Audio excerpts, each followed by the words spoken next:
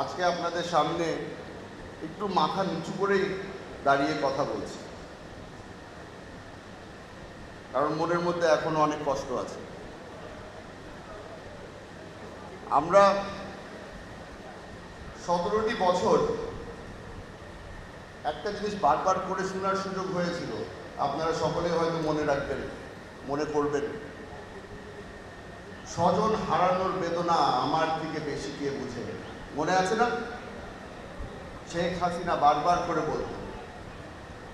Facebook খুললেই একটা tagline দেখা যেত, কাঁদো বাঙালি কাঁদো। মনে আছে আপনাদের? জানি না আপনাদের ব্যাপারে, কিন্তু আমি যখন এই জিনিসটা দেখতাম শরীরটা কাঁপা শুরু করত। মনে হতো আর কত ফাওতাবাজি সহ্য করতে হবে এই বাংলাদেশে। যারা যারা ইন্তেকাল করেছিল তারা সকলেই বাড়িতে বাবা মা রেখে মাঠে চলে এসেছিল। সেই বাবা মাদেরকে আজকে স্মরণ করতে চাই। জায়নামাজে বসে যারা প্রার্থনা করছিল, হে আল্লাহ, আমার সন্তানটা যেন সহি সালামত ফিরে আসে, সেই বাবা মাদের জন্য আজকে আমি আপনাদের সকলকে অনুরোধ করব, তাদের জন্য দোয়া করবেন। তারা যদি সাহস না দিত, তারা যদি সুযোগ না করে দিত সেই সন্তানদেরকে, তাহলে হয়তো আজকে এই কনভেনশন সেন্টারে দাঁড়িয়ে আপনাদের সামনে আমি বক্তব্য রাখতে পারতাম না। এই কনভেনশন সেন্টারটাও অদ্ভুত এক জায়গা। 18 বছর ধরে বাংলাদেশ জাতীয়তাবাদী দল, ছাত্রদল, যুবদল যখন কোনো প্রোগ্রাম করতে যেত চট্টগ্রাম শহরে, খুব কম জায়গায় আমরা আশ্রয় পেয়েছি। খুব কম মানুষ আমাদেরকে তাদের কনভেনশন সেন্টার ভাড়া দিয়েছিল প্রোগ্রাম করার জন্য। 3 বছর আগে এই কনভেনশন সেন্টারে দাঁড়িয়ে বক্তব্য দিয়ে বের হওয়ার সময় সাথে প্রায় 50-60 জন ব্যক্তি আমাকে পাহারা দিয়ে বাইরে নিয়ে গিয়েছিল, কারণ ভয় ছিল যে কোনো মুহূর্তে হামলা হতে পারে, যে কোনো মুহূর্তে গুলি চলতে পারে, হয়তোবা আবার গুমও হয়ে যেতে পারে। আজকে আপনারা এখানে বসে আছেন, শান্তিপূর্ণভাবে বক্তব্য শুনছেন।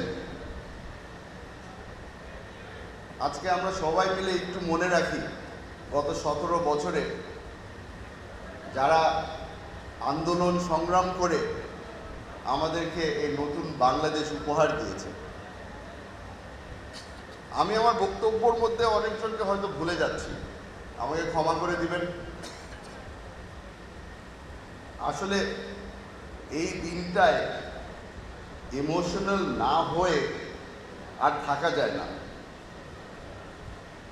আপনাদেরকে যদি আরো সত্যি কথা বলতে হয়, তাহলে আমার সত্যি করে বলবো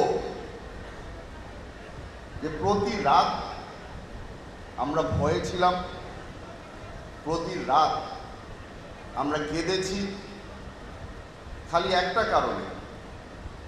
যতবার দেখতাম যে কোনো মার বুক খালি হয়ে যাচ্ছে, তখন আমাদের মনের মধ্যে খালি একটাই প্রশ্ন আসতো, আমি কেন না?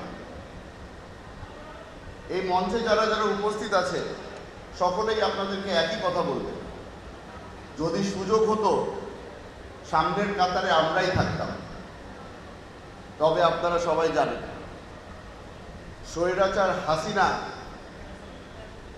মাসখানিক ধরে খালি একটাই জিনিস বলেছে, এটা তো বিএনপি জামাতের আন্দোলন।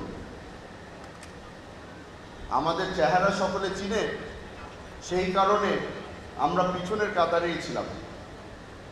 যতটুকু পেরেছি সাহস দিয়েছি, সাহায্য করেছি, কিন্তু সবচেয়ে বেশি আমরা হয়তো কাজ যেটা করেছি সেটা হলো গিয়ে দোয়া পড়েছি।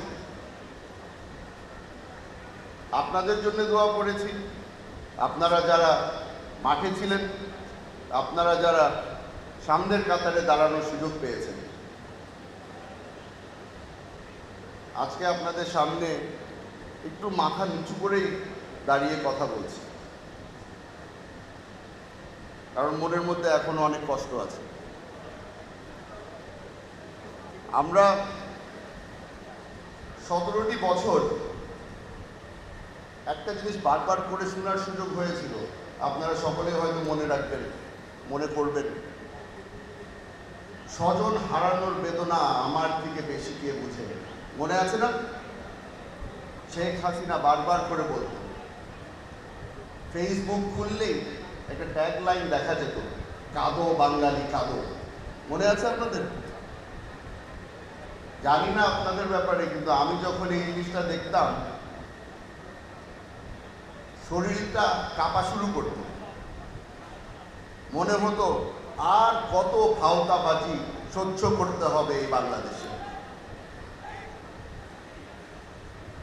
মনটা ভেঙে গিয়েছিল যখন শুনতে হলো যে আবু সাঈদ, যে বীরের মতো দাঁড়িয়ে তার প্রাণ দিয়ে দিল, তাকে শেখ হাসিনা আর তার সহযোদ্ধারা বলেছিল সে বলে ড্রাগ অ্যাডিক্ট। মনে আছে আপনাদের? সেই দিন ওয়াদা করেছিলাম যদি একদিন সুযোগ পাই মঞ্চে দাঁড়িয়ে বলবো আবু সাঈদ, আমাদের প্রাণপ্রিয় আবু সাঈদ, নতুন বাংলাদেশের প্রথম শহীদ। আপনারা আজকে সকলেই এখানে এসেছেন আমাদের পাশে দাঁড়ানোর জন্য। আমি ধন্যবাদ জানাচ্ছি আপনাদের সকলকে। আমরা যখন কোনো প্রোগ্রাম করি সবাই অপেক্ষা করে যে লম্বা বক্তব্য কে দিবে, সবচেয়ে বেশি স্লোগান কে দিবে। আজকে উদাহরণের প্রোগ্রাম না, আজকে আমরা খালি এখানে উপস্থিত হয়েছি সেই ব্যক্তিদেরকে স্মরণ করার জন্য। আমি ধন্যবাদ জানাই আমাদের মাননীয় মন্ত্রী ইশরাক সাহেবকে, মাননীয় মন্ত্রী হেলাল সাহেবকে। এই প্রোগ্রামটা তারা অর্গানাইজ করেছে, আপনাদের সকলকে এখানে তারা উপস্থিত করেছে, এই সুযোগটা করে দিয়েছে আপনাদের সামনে কথা বলার।